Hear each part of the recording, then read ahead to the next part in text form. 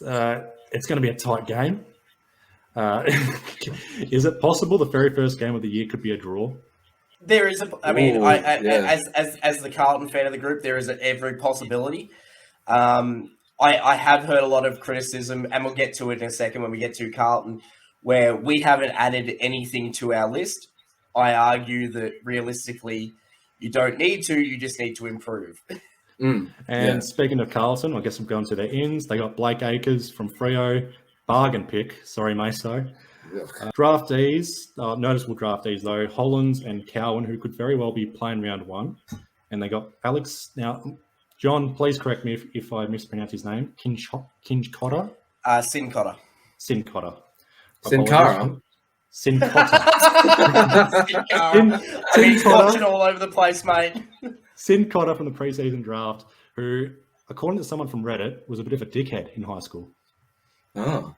Yes, we did discuss this a few weeks ago. I mean, of course, no one's going to get this. We have a group chat, of course, but it's one of those things that we did discuss at length because I think I was like, oh yeah, we're going to really hold somebody to their to what they're like in high school. Hey, JD, we're in cancel culture, right? Whatever you did in 2011 is going to catch up to you, mate. I mean, at the end of the day, I think because he's a mature age rookie, definitely a good pickup for Carlton. Somebody who addresses the Zach Williams injury immediately, which, I mean, since we're talking about Carlton, I may as well get into it. Massive injury in the off-season.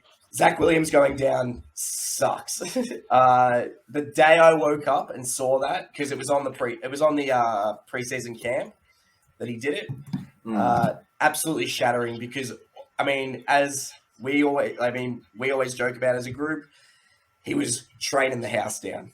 From what all we heard was he was training the house down. And he was going to have a ripper season. So absolutely shattering to hear that that's happened to him. But I mean, we got to roll with it. We didn't have him for most of last season anyway. Big news today, actually, was that Sam Doherty actually signed for 2 years. So extension there for Sam Doherty. I mean, he was never going to leave to begin with. But at the end of the day, that as a Blue supporter, that's something that we're very happy with.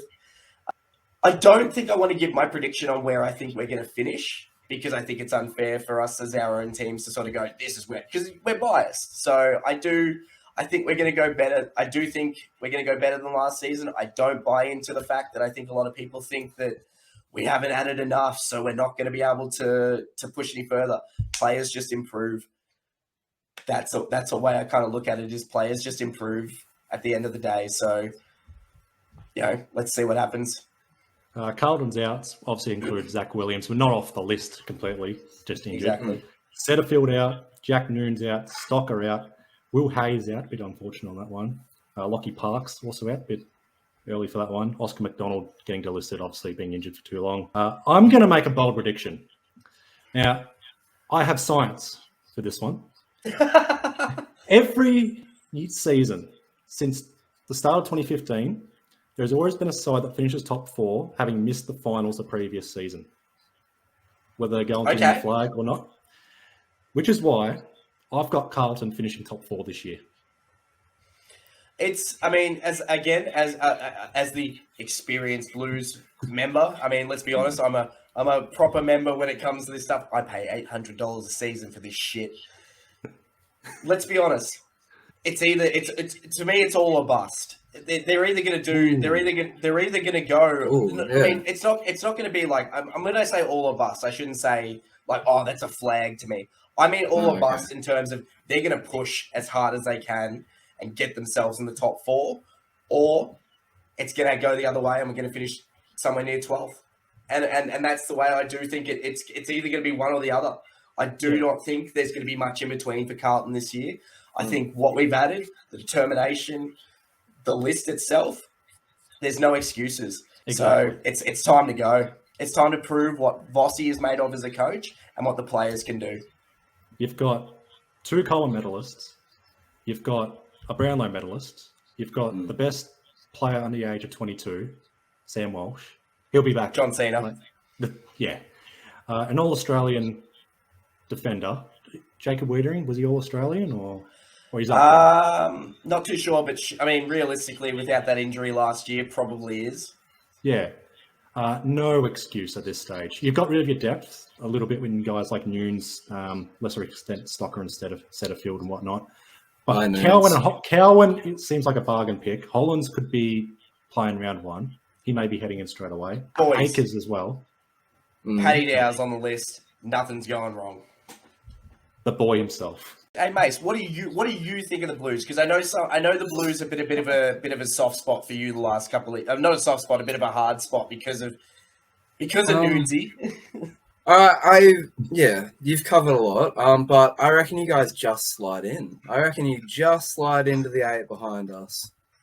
So you think it's what I said it wasn't? You think there is in between for Carlton? You don't think you're going to go all or nothing? There is in between for them. I reckon, yeah. You were supposed to make it last year. There's a bit of a soft spot, but I reckon for sure you will.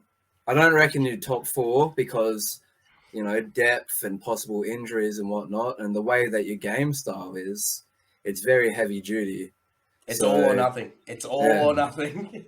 Especially with the extra round this season, I'm not sure if Carlton's game style will beat them up again, because I think we can all agree by the end of last season, Carlton were really showing they were beaten up. They beat themselves up. They were beating other teams up, but the problem with that was they were beating themselves up in the process. Yeah, they were getting worn down for sure. That's what I noticed, and that's the injuries started piling up. So yeah, about 8th. Sorry, 8th. Relax, Maso. It happened. All right, I'm going to tell a quick story, just a quick little Carlton story. So you'll probably get little bits of this from the podcast throughout the year. I go to that many games.